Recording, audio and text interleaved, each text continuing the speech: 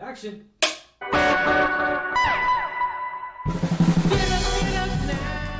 What is going on, everybody? What is up? Happy Friday. We made it through the week, ladies and gentlemen. We made it, guys. Barely. I know it's a long week. It's long. It's very, I mean, dude, it's been a long week for sure for me. How about you guys? Yeah, bit emotional, long week, but glad it's over. Yeah, for sure. Awesome. So. Yeah, for me, it's the end of my days off. I go back to work tomorrow, so it doesn't feel the weekend to me. It's Wednesday. Tough. But no, it was good days off. I helped one of my friends move some things around and stuff, and it was all fun. Awesome. Yeah. Well, moving's not always fun. I mean, it was, but it wasn't a full on move. It was like moving things to storage units and stuff like that. So less hectic work for sure. Yeah. Even with the small stuff that I had when I was at my parents', I didn't like moving. I was like, man. I mean, I was able to fit it all in the Jeep that I had. Now I can't do that whatsoever.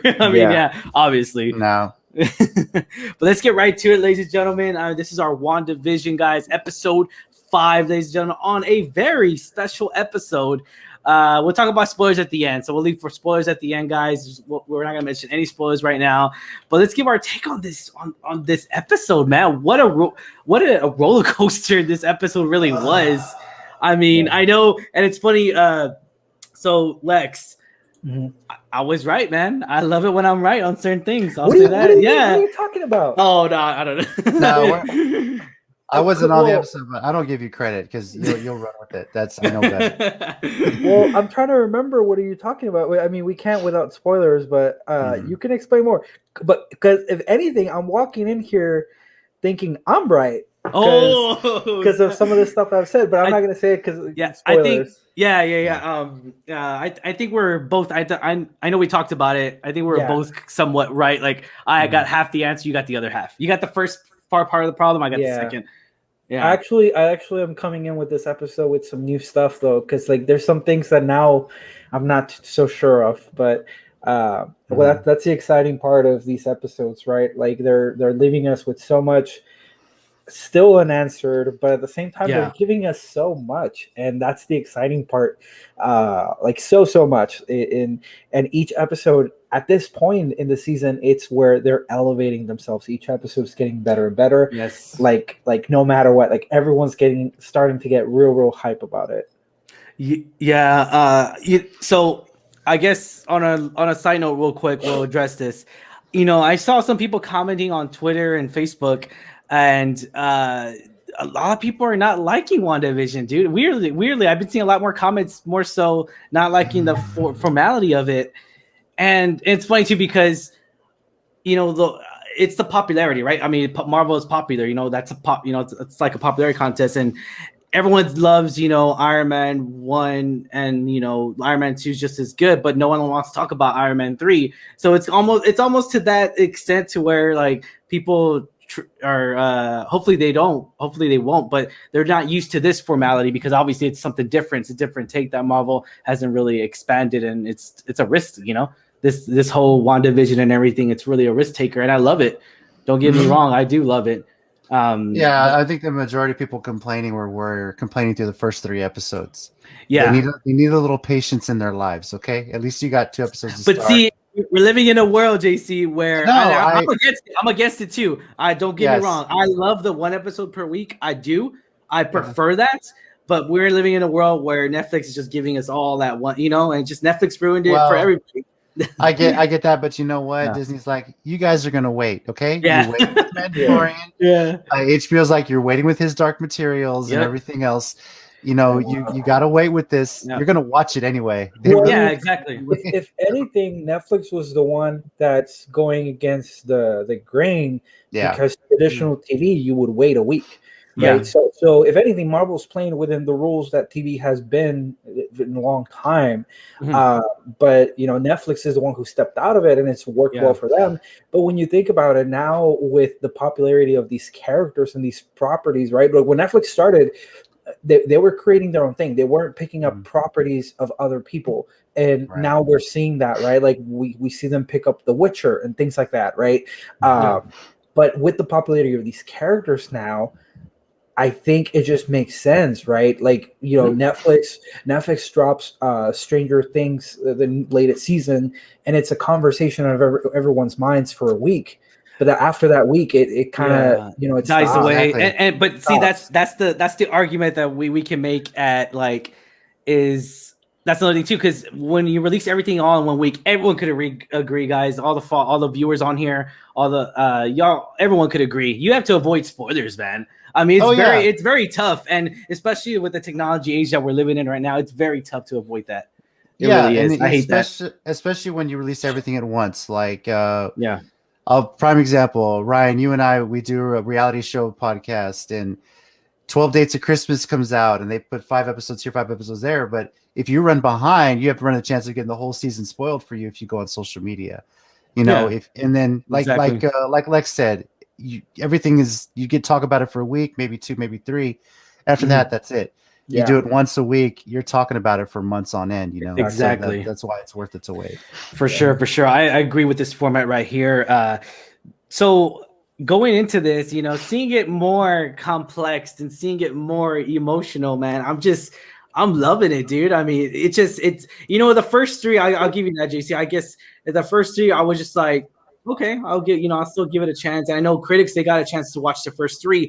I kind of felt like after watching the first 3, they should have gave us all the first 3 all at once and then waited like a week or 2 before. So I kind of feel like, because it kind of, I think that's really 1 and 2 really, because they released 1 and 2 at the same time. So, you know, episode 1 and 2, and they didn't even give it titles at the time. Now they got titles for them all because of spoilers and all that. But I kind of felt like, as far as releasing schedule, I kind of felt like they should have just done the first 3 to make it make sense. So that, therefore, like, because a little bit more happens in 3 because it gets us really into that hook, you know. But this is the long-term booking of it. Okay, we'll give you the first 2 to kind of give you an idea, confuse you a bit what we're doing. Yeah. Here's 3. We'll kind of tease you what we're doing. It's building you up. Here's 4 where it was like, okay, now it's starting to make sense. And then 5 just drops a bombshell. And we're halfway through the season. Where do you go from here? Yeah.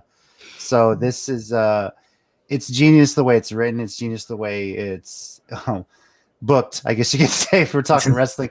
It's genius the way they've really put this together, and they get that slow build and people are getting more exciting. And now you're going to be thinking for the next week and talking about where they're going to go next. What are they going to be doing? And that's as far as you talk about how you were right. I've been around the Geekcast about what Wanda's motivations are. And, you know, we'll talk about it later with spoilers, but why this is going on, why this world is set up, what she's been doing. I had a fairly good idea why this was happening.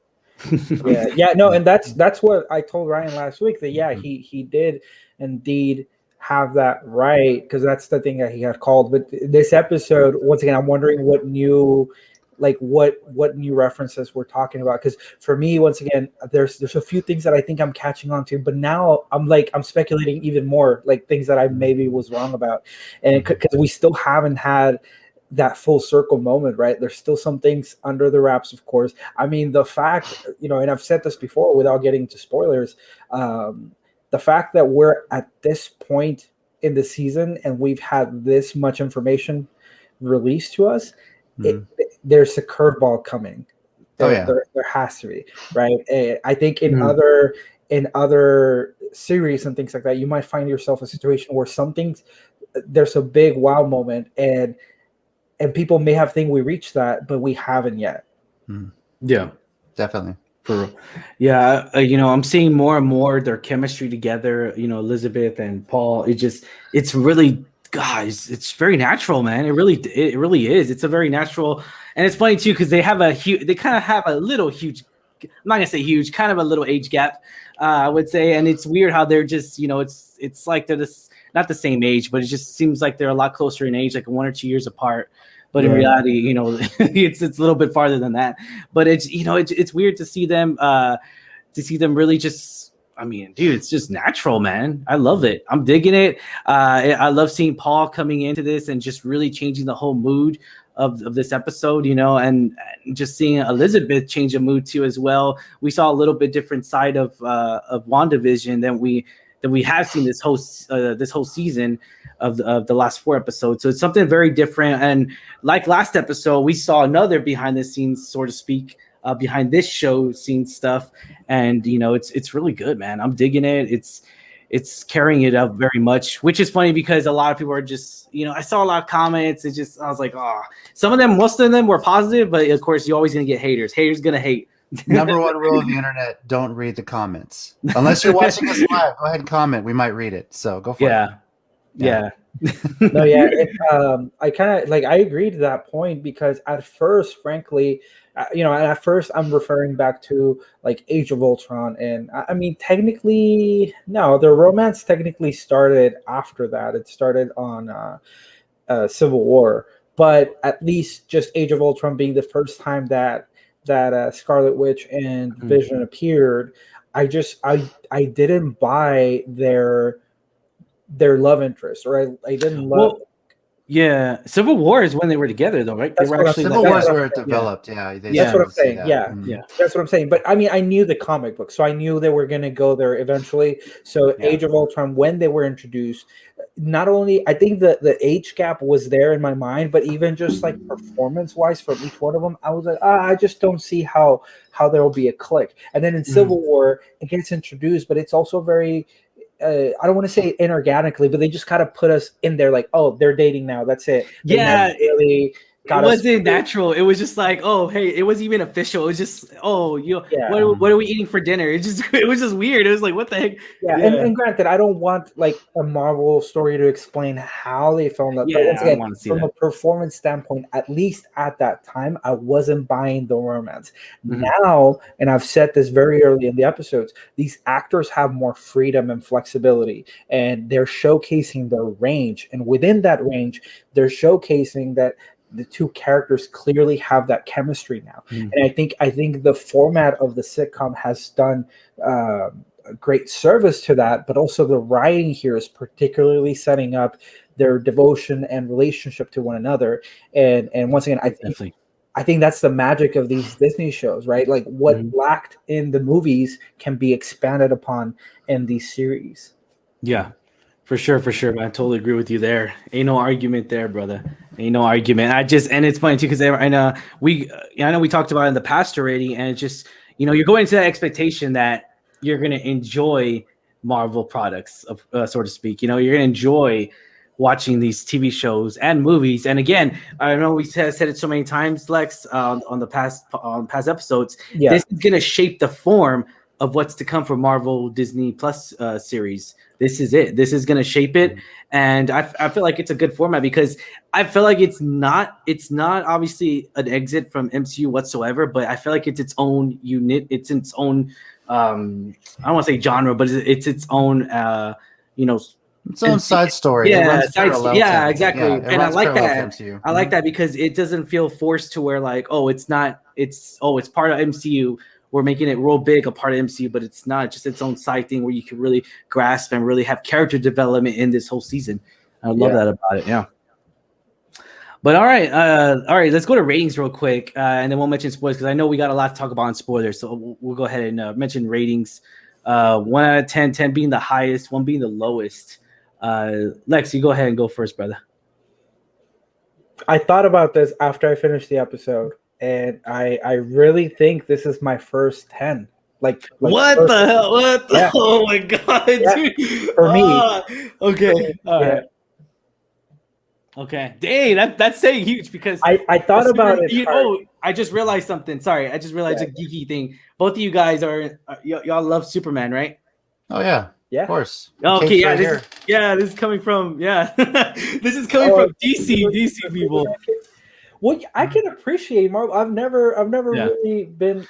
Why does there have to be a war? It's I'm not saying there's a war. I am Team DC still. I think their characters are not to start stuff, but their characters are far more complex and things. There's some comparisons, and I still stand by that. However, from a movie and series aspect of things, Marvel has that sauce, and you can't disagree with it. What kind of sauce is it? Is it hot sauce? I don't know. It's everything. It's hot and spicy. It's the sweet tangy. There you go. But the animated shows were the animated movies. That's DC. Sure. Yeah. The TV shows, I gotta go DC personally. Okay. And Ryan, you're watching Titans, and I don't want to hear you disagreeing with me on that because you're watching Titans. No, I'm not gonna argue with you there. I'm not. Notice how well I sectioned it off as like TVs, movies, and shows, just because there's technically only one sample, right? Which is WandaVision. Mm-hmm. So I agree to what JC's saying. Well, you consider Iron Fist if you count Iron Fist. You consider all the Netflix series, MCU series. Well, okay, if you factor them in, that it's a little bit different decision because there's some that I never finished from Marvel's Netflix ones. Although Daredevil was masterclass. I didn't finish Iron Fist. I didn't finish Luke Cage, and I didn't finish Jessica Jones. Just the last seasons of each one of those. I didn't like Luke Cage, and I didn't like Jessica Jones. Iron Fist was good, and of course, Daredevil was just that was great. Yeah, Daredevil was great. Yeah, Okay, yeah, you're right. So I think back to that. They've been gone for so long that I've kind of I haven't forgotten. You forget. I know I haven't forgotten, but it's not forget. I was thinking from the Disney sense, but the only reason I mentioned that is because Disney has done the thing where their movie people are in a show format. Yeah. Whereas, with DC, they've kind of stayed separate on that end. So the sauce that makes Marvel movies work is clearly, making its work here.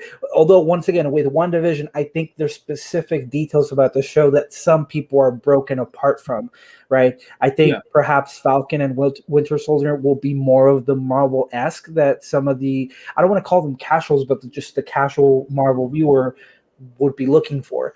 But the reason it hits a 10, and I can expand more on the spoilers section before you guys rate it yourselves. At first I was going to do it like a 9, but I just thought from top to bottom, I was really hooked onto that episode. I really had fun with it. There's some scenes that were really intense that I enjoyed, and at the same time, I feel like there's things in here planted that are pivotal with how the show is going to play out from now on.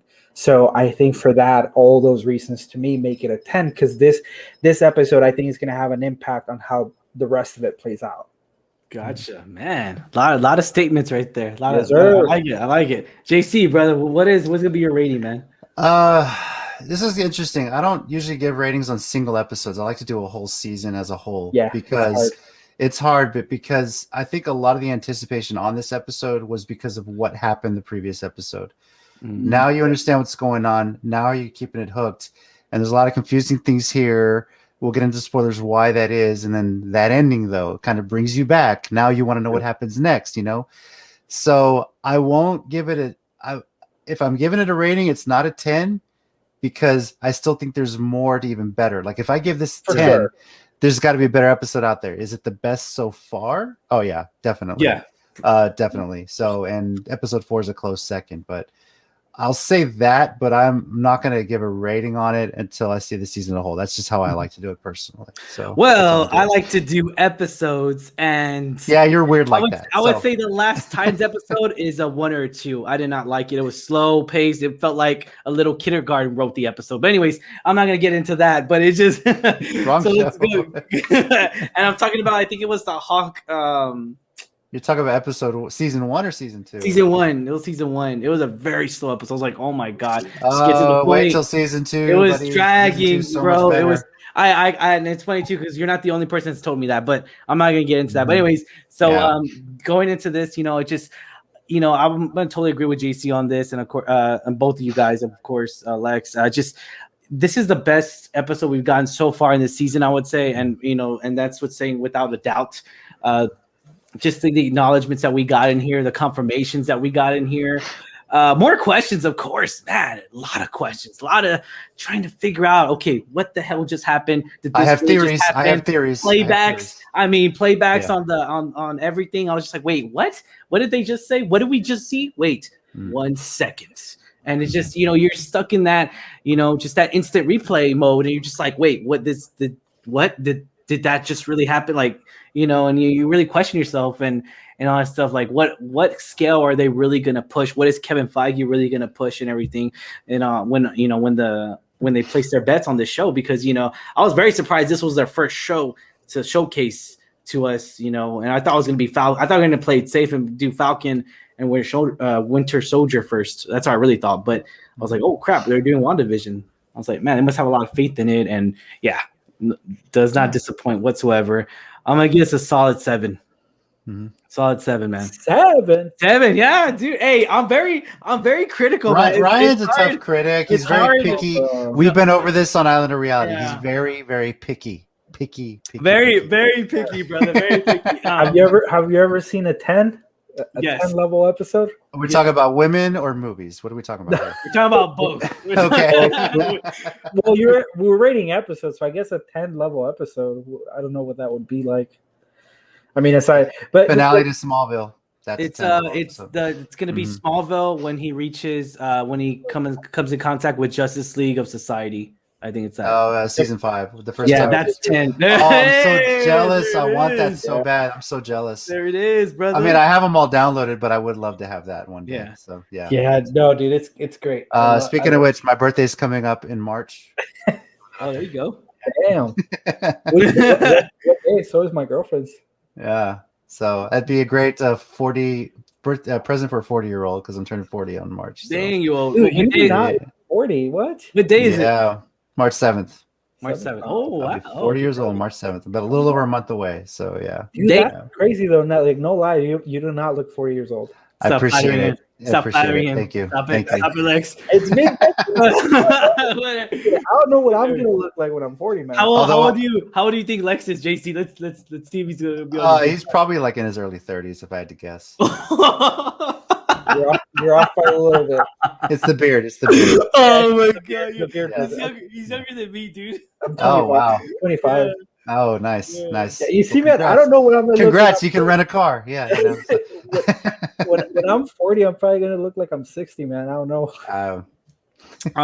Let's go to looks like Ted commented saying, no matter what, Ted was the most right. Of course, Ted's gonna. Of course, Ted's the most right. Yeah. So. Is he speaking of himself in the third person? Of course he is. Only on his show he is right. I'll say that. Yeah. But all right, let's get right to it. Let's talk about spoilers, ladies and gentlemen. If you do not want to watch or listen to any of our spoilers or anything like that, be sure to check out our other videos, guys. And we're going to mention spoilers. So if you have not seen WandaVision episode 5 on a very special episode, check something else out, guys. All right, because we're going to be talking about, don't hate on us, and we're going to be talking, we're going straight in full throttle, man. All right. You were fairly warned. All right, let's get right to it, guys. So I love this opening real quick. The opening is very dude, I'm loving every single one of these openings. I'm just like the songs and everything, the intros. Yes, everything's dude. Whoever edited these episodes is wow. Like, bro, you got to get a bro. We got Dick Van Dyke. We got Bewitched. We got Brady Bunch. And this one was really, it started off Family Ties. Yeah. It mixed in a lot of Family Matters, Full House. I got Full House. Sure. Yeah. The end credit music sounded a little like Cheers if you listen close enough. I know I'm 40. I'm old enough to remember that. But, I honestly, with the setting of it in the house, it looked very kind of a mix of Family Matters, Full House, Family Ties, a lot of that look of it. And I had said on our show, on the Geekcast, if they do a Full House thing, I would love for the Olsen twins to make an appearance just because their sister is playing Wanda. Yeah. Just to kind of have some fun with it, to make a little cameo. Yeah, we didn't get that. Fun, though. They're not doing nothing. They're not doing nothing. But we got the twin boys who progressively grew up. Yeah. And that was kind of a callback to the fact that Michelle Tanner was played by twins. And then later on, there was the two little boys that were the twins that Uncle Jesse and Becky had. So I mean, you kind of had that. That was a nice little callback to Plus. I think. So, yeah, no, for sure. I think I really like these interests as well. This one was particularly funny. Like they show pictures of baby Vision. That was awesome. Yes. That was funny. That was cute. So that's the family ties piece of it. Yeah, I thought that was hilarious. If I'm not mistaken, on the previous episodes where there's been those intros, don't the intros play at the very beginning of the show as opposed to this one? Oh, well, no, last episode didn't count because last episode had the... So what do you... so they'll show like some of the clips of the episode and then they'll do the intro, right? So in those old like 50s, 60s, and some of the 70s shows, you had the song and then that. And a lot of these shows in the 80s and 90s, you have the cold open where you get to see. Yeah, and that's what I'm saying. That's what I'm saying. Like even a nice little detail like that, they adopted the cold open, which became popular at this time. Yeah, it's really, really sweet. Because for a moment, like there was no intro, and then I saw the play out and stuff, and I was like, okay, cool. And then they started, and I was like, that's like a classic, 80s It's the little details, even a sign of the times. Like you notice in the first episode, and in the second one, you didn't see. Or maybe in the second one you saw one black actor, and it wasn't prominent. Like what's her face, the neighbor's, what's her name? God, I forget her name. Agnes. She mentions her husband, but you don't see him, and so we get to like kind of the Brady Bunch episode, which is the 70s, and you start to see black actors and actresses become more prominent, and he's featured on there trying to solve the divider there. That wasn't her husband though. That wasn't her husband, but the fact that they I get what you're saying as a character, So okay, just little things like that show a sign of the times through television history in a way, and those are the kind of things they picked up on. So, but the cold open's another one. Yeah, you didn't see that a lot. The lyrics for this was really great, so I had to really look them up. I mean, it's the first quote is like, "You wander the world with a vision of what life could be." It's just like, what the heck? Like, wow, like this is very creative. I would say, wow, just, I mean, it feels like this is a really good sitcom. Like it just, if you go into that sense to where like you're believing it's really a sitcom, but it's a show within a show within a show.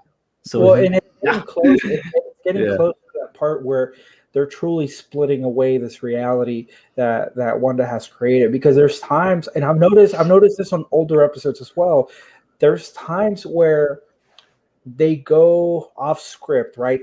Quote unquote, off script. And I notice like the shot of the cameras change to something more modern, right? Yeah. Like in older TV, your shots would typically be very one-dimensional. And there are scenes in these older sitcom formats where there's side conversations or there's things that they're kind of breaking away from this reality where the camera, it almost seems like the camera itself is more modern, and then the angles that they use are more realistic to today's television. So even like little subtleties like that to kind of tell you when things are breaking apart.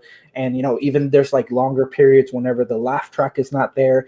This episode had a lot of those breakaways as well. For the first time, last week's episode, we saw things from Geraldine's perspective, and then only towards the end it kind of came back to the Wandavision show. But here now we're seeing both stories play out with one another, and so I think the closer we get to the end of the season, we're gonna eventually just get to real world and see what happens, which is really really exciting. Yeah, and we did get a sense of what the real world is, and it's cool because we get a name exactly what this world is. WandaVision is, instead of calling it WandaVision in that reality or Wanda reality or whatever you want to call it. I like her. I like how the MD really the doctor really made it call it the Hex. Yeah. Mm-hmm. So that's really good. I like that name. That's simple, and I like how even throughout the episode, I think she said it once or twice. She was just like, "It's growing on you, huh?" The name. She didn't want to. That was awesome. Popular, yeah. So I love that. I love that name. That's a pretty simple name, straightforward.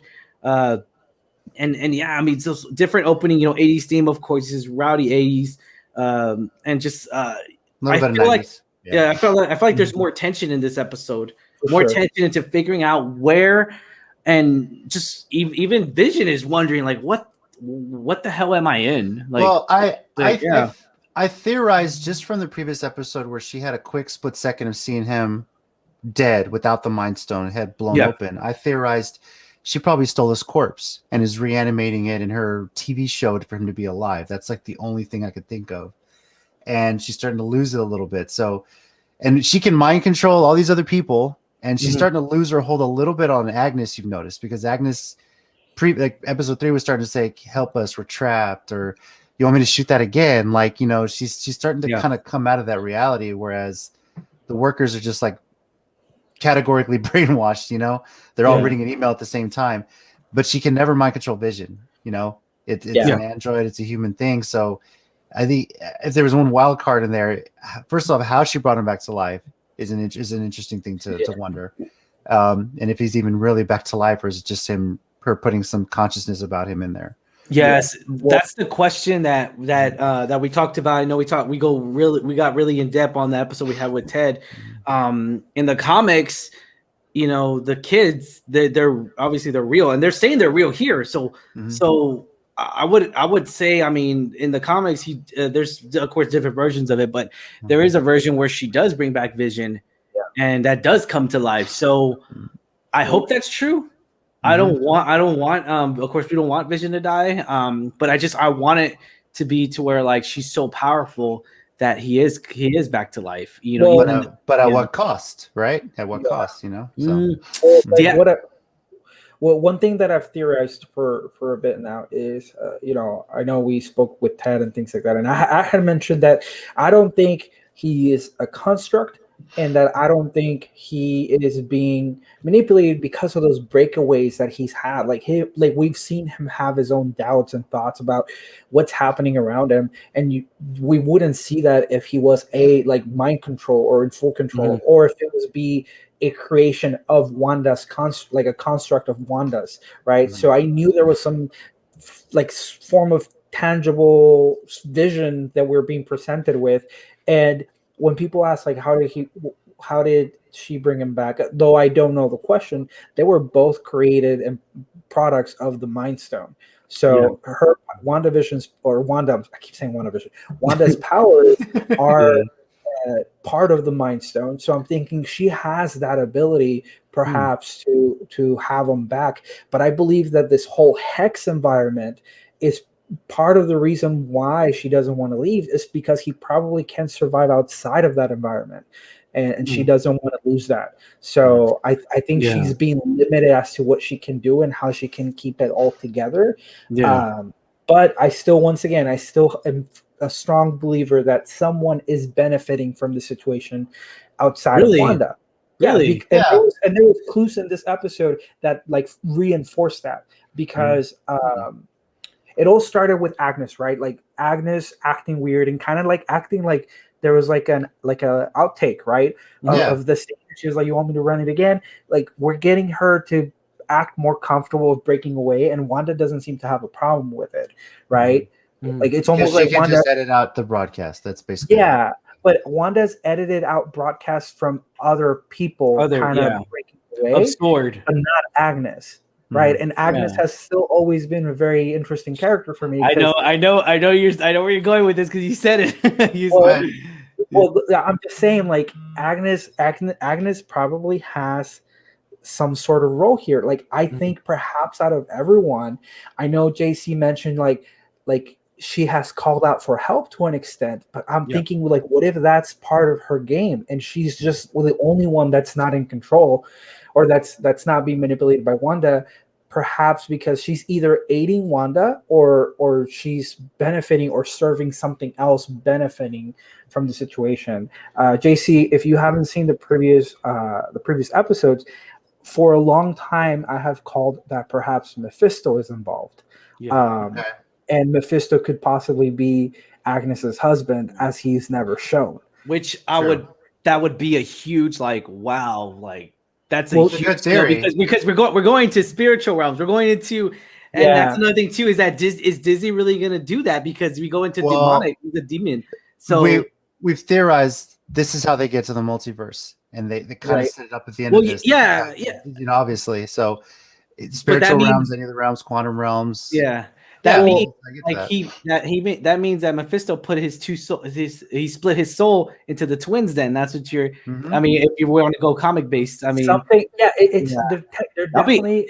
Hey, I'm for it, but I don't know if they're gonna do it that route because here's the thing. So this is one of the things that I've said that I'm not changing my mind fully, but now I have an alternative thought of what could be going on. Alternative universe in still within the same. Like I know they're pitching like Wanda as the villain, and once again she has clear motivations. You know, mainly her life with Vision and not wanting to lose that, and now she has kids.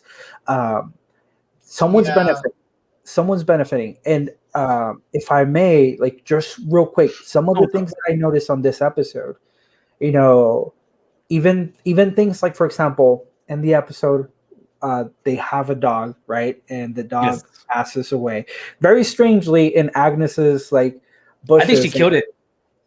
I don't know, man, but I'm telling you, Agnes for sure is a key player. I still don't think Endgame. No pun intended. But now I'm thinking there's another villain from, I don't know if he's particularly attached to Scarlet Witch and Vision or if it's just a Marvel villain, but there's a villain called the Grim Reaper. And this episode dealt with death a lot, whether it was the puppy, whether they were talking about Wanda's brother, right, which has been brought up again in the past episodes. And it dealt with death. And they were talking about Wanda bringing the puppy back and Wanda wanting to steer away from that conversation and kind of like, you know, which pays a nod to maybe Wanda actually being able to do that. I mean, she did it with Vision apparently, but someone pointed out that on episode 2, as we were talking about the openers, episode 2 had the Bewitched episode where it was animated. In one of the scenes where it's showing the house layout and it's panning. That villain, the Grim Reaper, he has a particular helmet that has like horns. That helmet shows up in between one of the floors, between the first floor and second floor, and it's just sitting there, just the helmet. But it's kind of like a nice little Easter egg, but nothing is there by accident. It's on purpose. And the Grim Reaper does have the ability to bring people back from the dead. So if they don't want to go the Mephisto route because he's a devilish character, I could see that better. Grim Reaper could be a player, and maybe they just put elements of Mephisto's story, which I wouldn't like because Mephisto's a cool character. Yeah.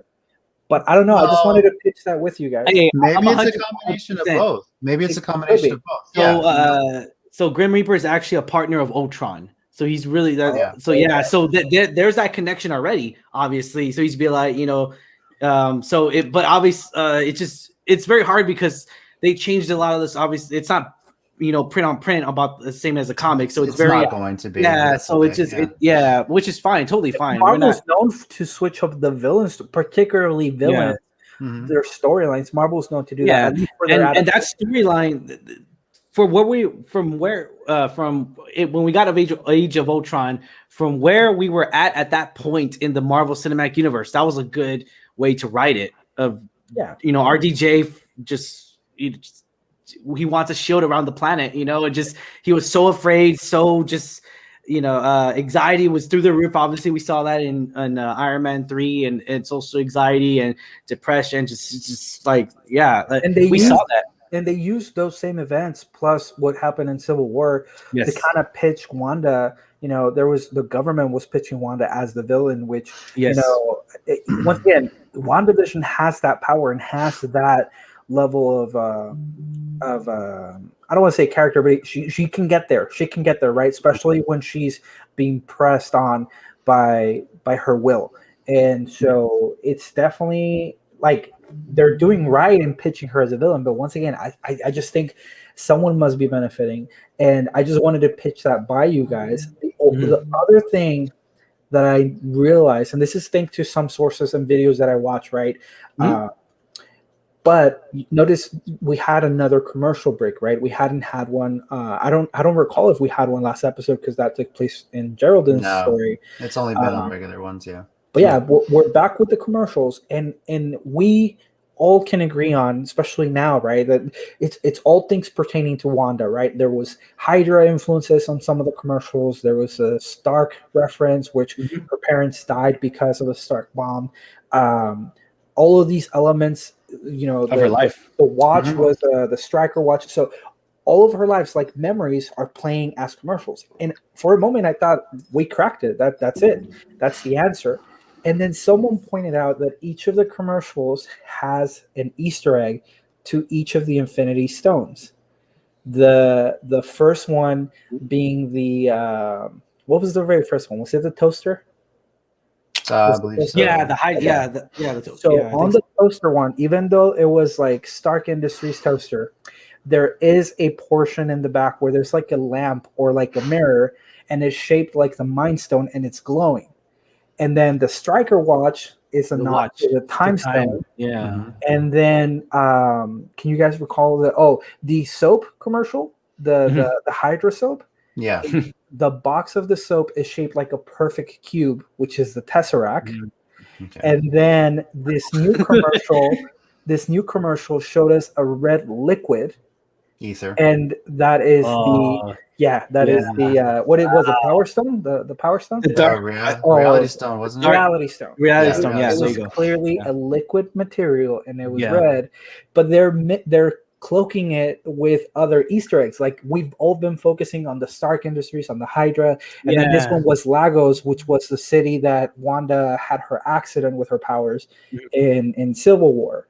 Right, so they've been masking this, but they're paying nods to each of the Infinity Stones, and I wonder if that's the true. Of course, it has to do with Wanda, right, herself being a product of the Mind Stone, like I said. But I wonder why they're doing that and why they're hiding it on purpose, right? So it's very, I don't know, it's brilliant. Yeah. That might be something where we get into the multiverse. I mean, last episode we talked about so much cosmic radiation, and the fact that, my personal opinion, the better Quicksilver showed up at the end has me wondering if this little thing happening in the Hex in Westview is causing a rift. And here comes the multiverse. All of a sudden he's spilled over. Yeah. How is Vision back alive? Did they get a Mind Stone from another multiverse and bring that in and bring him back to life?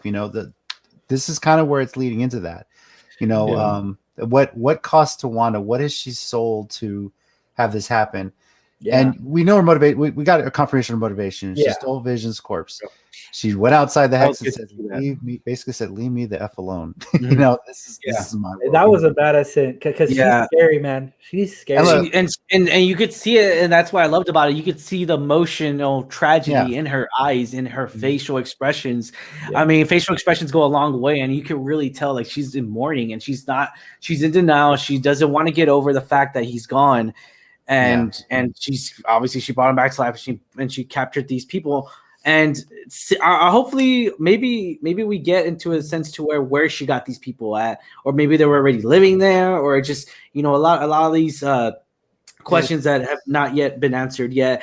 And Agnes for sure. I mean, let me see. Wait 1 second. Hang on. We got a comment on Agnes saying, Stephanie Perez says, yes, Agnes is questionable in her involvement, as she's the only one who Wanda shows her powers in front of.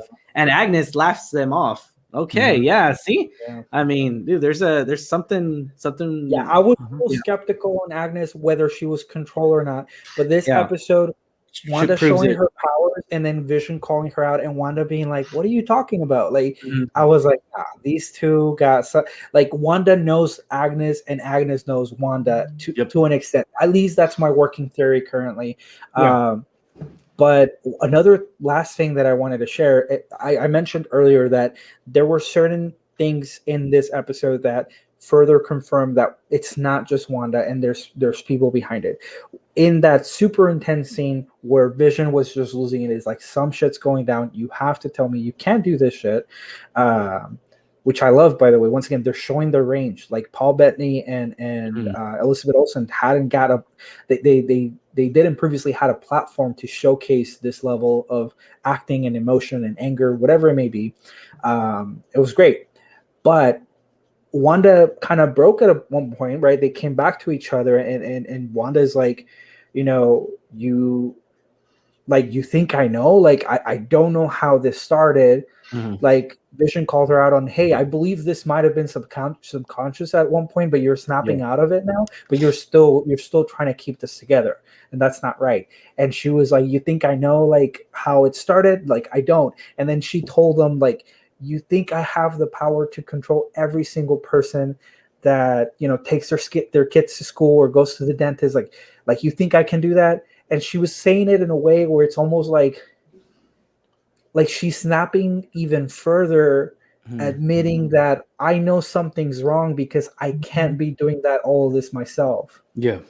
And then the doorbell rings, and she even admits that was not me. Yeah. So she admitted to being controlled, but she also admitted having a limitation. Like, she herself knows she can't do this by herself. I mean, even she Vision can't bring people back to life by themselves. Yeah, even Vision was just, I mean, the way he acted towards her. She even said it, like, you never spoke like this towards me, Vision. And it's and that's the thing. It's just she wants that sitcom life. You know, she just wants a simple life to grow a family. To raise a family and to just just live your life, be the American dream, really. And that's the sad thing, is that she can't do that because she's an Avenger, you know. And it's funny too. We did see as well. We saw Sword people acknowledging her, and we saw, I think it was Jimmy and the Sword director going at it, calling her a villain, and then the other one pretty much not calling her a villain, and then calling her an Avenger, and then, because of Civil War, just bringing up all those factors, a lot of history there, 10 years in the making of history that we saw in the Marvel Cinematic Universe, and to acknowledge that, hey, they lived it, they saw it, seeing it on a population standpoint from the movies, you know. And I love how they acknowledge all that, because they're watching on the news, you know, of all the Avengers coming together and or going at it towards each other, you know, it's Civil War and all that. See, do you think that Evan Peters as Quicksilver here, do you think that is Evan Peters' version of Quicksilver, like from a different multiverse, specifically the universe that we've seen in the Fox movies, or do you think it's the actor playing a just other version of Quicksilver? I don't completely agree with Dr. Jennings. I think they recast him. I think this is Evan Peters playing the X-Men universe version of it, mainly because he says that line at the end, like, it makes like a quick little joke quip, and then it goes off the air, you know, about who's the popsicle. He says that at the end. Like, that's his wit. Yeah. Now, where I think this comes in is always the mystery. Like, in the X-Men thing, he knows Magneto's his father, but he never confronts him about it, and makes me wonder. Does he really know it? Does he really know Magneto? No, he knows it. He's just never. I don't think Magneto knows that. They kept giving us hints about it, but I mean, it's not. Deep down, he knows. But he knows. He knows. He's acknowledged that he knows. He's just never confronted Magneto about it. Yeah. Which has me wondering: are we going to see an Ian McClellan or a Michael Fassbender cameo at some point soon? You know. Yeah. I think what this series has done, it's opening the multiverse one, and the big mystery about the MCU is, when are the X-Men coming in? What is the plan for that? Huge, they're surprising us. Yeah, dude, I was very surprised to see that. I really was hoping we would get the other Quicksilver. So let me acknowledge this. Let me acknowledge this, JC, because I know you already said your statement of the better Quicksilver. Yeah. Okay. How many movies did we get of this Quicksilver, the Fox one? Let's see. We had the 80s. We had Days of Future Past. Mm-hmm. We had Apocalypse, and then we had Dark Phoenix. So 3. Yeah. 3. How many movies did we get of the other Quicksilver? Not even. I would not even say one, and a cutscene at the end of another one. Okay. Yeah. I mean, come on. No, that's just personal preference. And honestly, the guy that played Quicksilver in the MCU, I thought he was better as Kick-Ass. I loved Kick-Ass, his version of Kick-Ass, more than I liked his version of Quicksilver. Now, granted, his Quicksilver story was tragic, but you know, just, you're not going to tell me the slow motion running scenes to Sweet Dreams are made of these. No, I'm not disagreeing. I'm not disagreeing on them. It's just they were both going for a different Fox at the time, and they were going for totally different. Joss Whedon was, you know, creating that, and it was funny too, because I remember hearing about this news. We have 2 Quicksilvers, and it's just like, what the hell's going on? Well, And because they weren't able, because of creative and all that, because of creative differences, because mutants. Now we could say, I mean, it's like I want them to say mutants already in WandaVision. This is the reason I asked that question, because in X-Men Days of Future Past, Evan Peters makes mention of his sister, but they weren't twins. It was a younger sister. Like they show her in a deleted scene, if I'm not mistaken. Like, okay.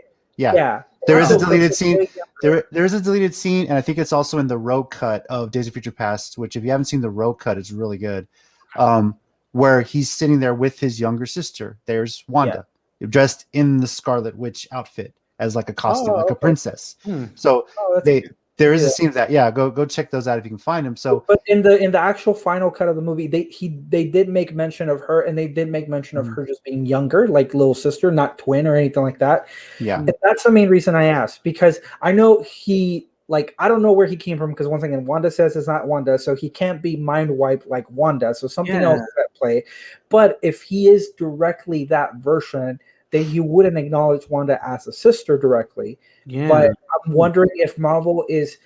I still 100% think like this is leading to multiverse split, multiverse open. I mean, the fact that this leads into Multiverse of Madness, which is Doctor Strange sequel, and Wanda is confirmed to be in that. Spider-Man 3 to an extent as well. Yeah. So it's all leading to that. I'm not disagreeing with that, but I am thinking there's a little bit at play here where I think it may be the actor. And they know who he is. I mean, they casted him for a reason in real life. They know who he is. They know how we would react. But I think it's that actor, whether he's mind controller or not, playing the role of Pietro as the Pietro that we've met in the MCU. I think so. Okay. Yeah, he only delivered one line, so it's hard to tell. But my only main reason of making that distinction of why they might be going that way as opposed to the X-Men route or the Fox X-Men route is because of that. His sister was way younger. So even then they had splits in between their origins. Well, were they calling him Pietro or were they calling him Peter?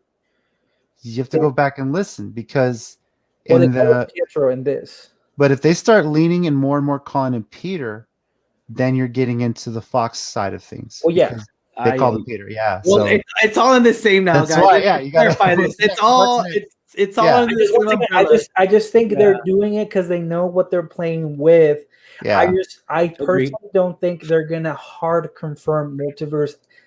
Maybe at the end of WandaVision. I feel like we're gonna hear mutants by the end of this season. I'm calling it. By the end of this season, we are gonna hear mutants. By the end of this season, we are gonna hear it.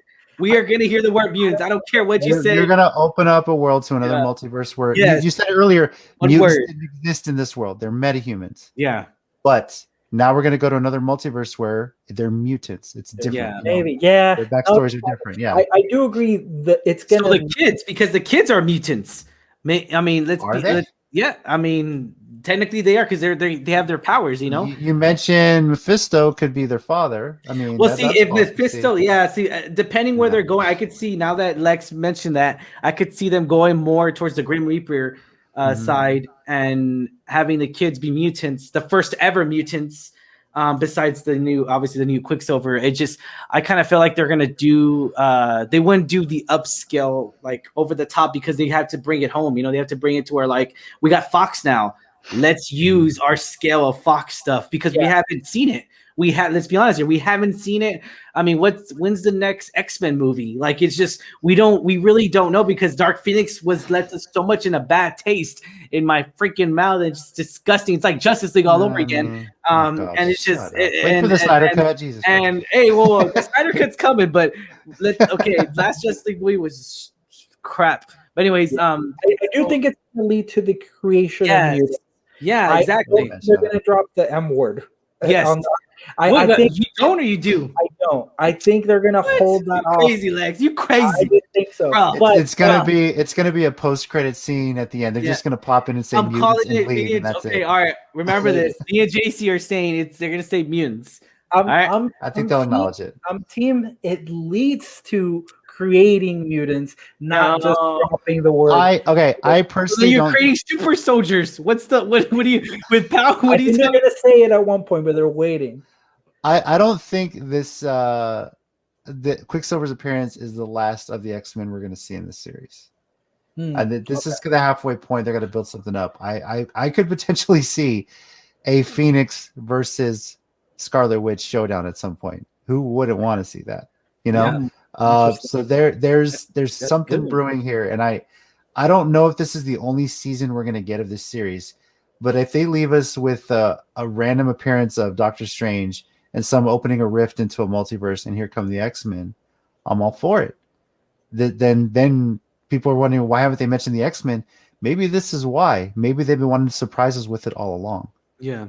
So, I could see Doctor Strange coming in. I don't know about the X-Men. That's kind of crazy. Yeah, I know. Because then I don't know if they're I don't know if we haven't really got too many hints on like what's their slate. What's the X-Men slate?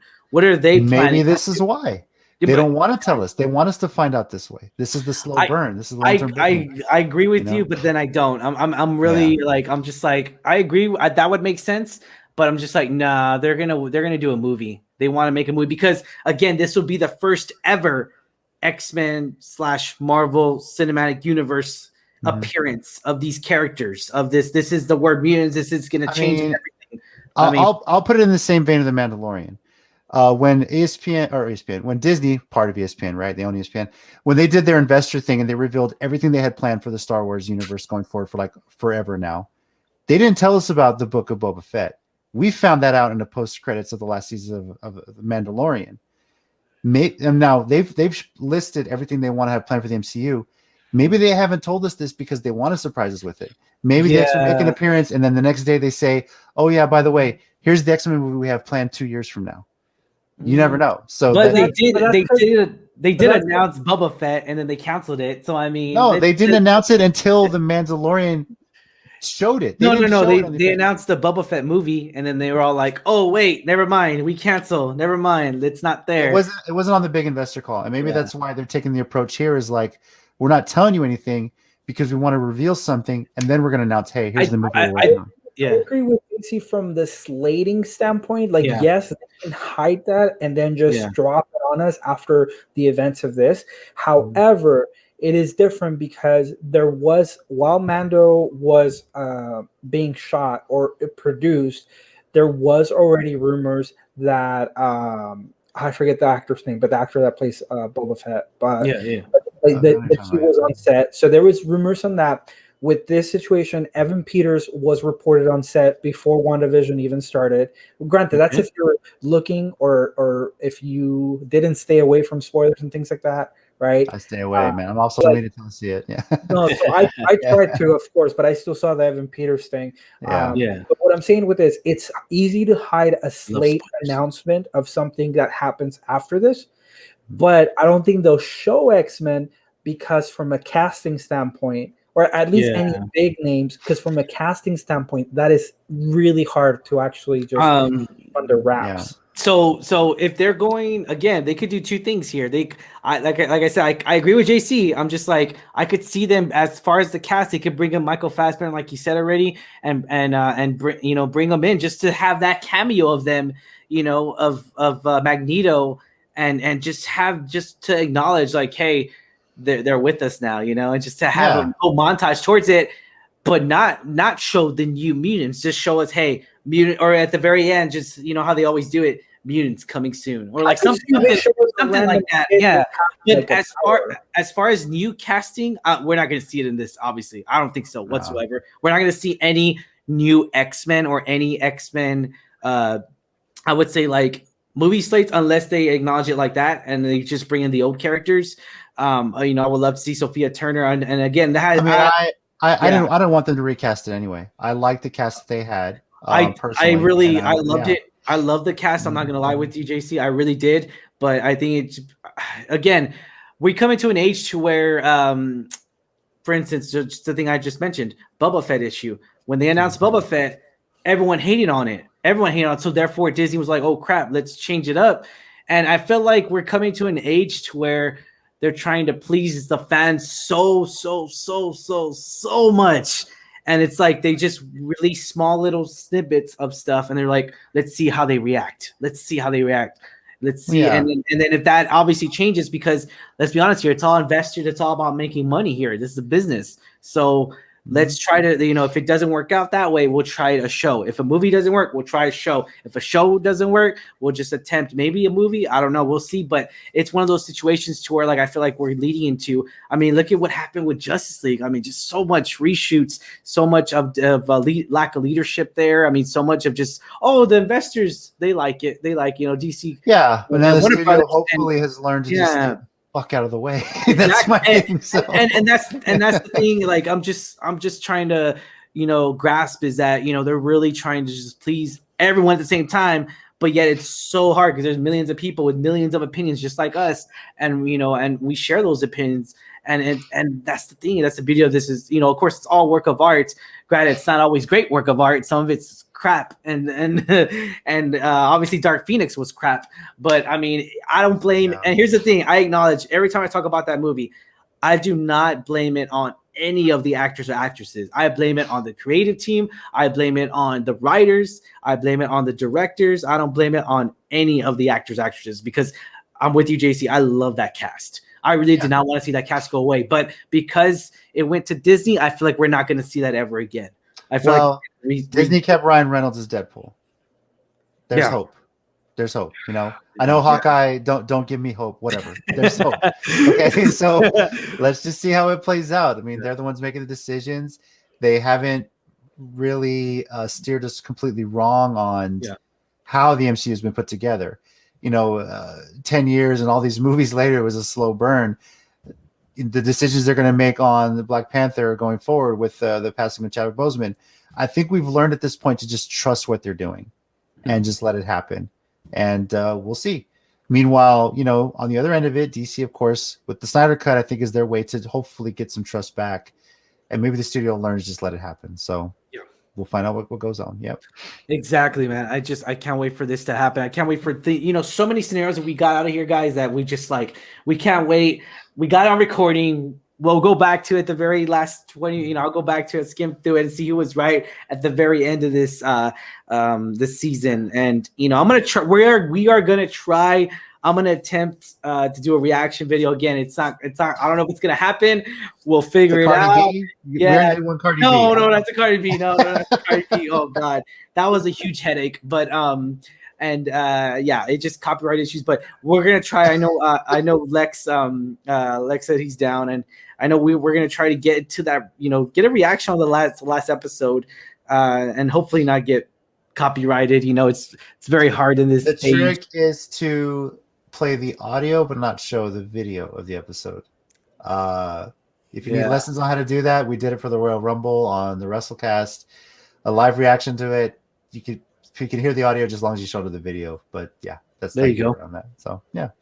See, but I love video so much. I can't get around that. I know, but hey, I don't make the rules. Marvel, just give me permission. Lex, give me permission. No, you have to sell your soul to the mouse. I already did. I got annual pass. Hey, I'm an annual pass holder. What the heck? Disney? That's not enough. That's not enough. I already gave you all thousands of dollars. I already gave you sell your soul to the movie Soul and then have it appear in Coco. That's really how it works. That's fine with me. Where do I sign? I'm just kidding. Alrighty, guys. Well, if you have not already, be sure to hit that subscribe button. Give us a thumbs up. You like our review, reaction to all the stuff, all the spoilers, all the goodies that we got here. Alrighty, guys. JC, where can people find you at, man, brother? For myself, I'm at Squint84 on Twitter. And of course, you can find the Countdown City Geekcast at _podcast. Find us wherever you get your podcast. I'm pretty sure Monday we'll be talking a lot more about WandaVision, as long as some other geeky headlines. Awesome. Ryan, myself, and our wives, we do an Island of Reality podcast. Check us out. Temptation Island is coming up. And there's a new juicy video coming up about season 3, Ryan, if you haven't seen it already. So go check us out there. Look us up, Island of Reality. We're talking juicy. Yeah, booty, sweat and booty. Talking about the challenge, and pretty soon Temptation Island season 3 is starting up soon. Yeah, a lot of ass, Lex. A lot of ass. A lot of dancing, a lot of threesomes. What was it? We'll mention that on the pod. But Lex, where can people find you? Explicit, but always fun. Lex is getting ready. He's flushing out. Yeah.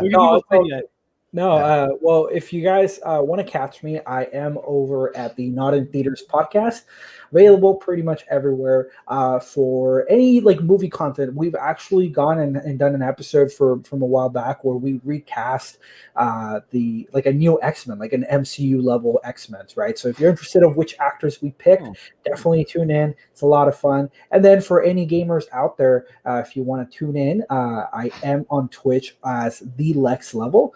And you guys are more than welcome to jump in, watch any past episodes or videos, I should say.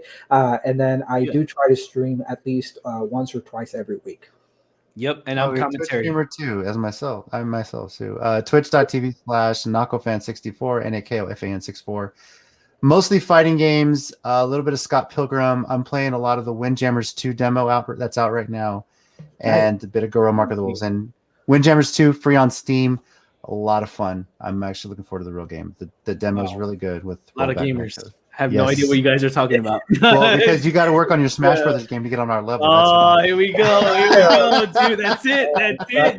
This, bro. Caught it. You caught, man. All right, that's it. You gained the Cardi B out of me. All right. All right, man. Thank you guys for being on the show once again. And man, I mean, we can't wait for next episode 6. We cannot wait for what it's going to be called, because I'm loving these episode names, man. I really am. I wish they would have done it from the get-go, but again, because of spoilers and all that, I'm really digging it. I'm digging the vibes out of here, and yeah, man, I just cannot wait for this to happen. But yeah.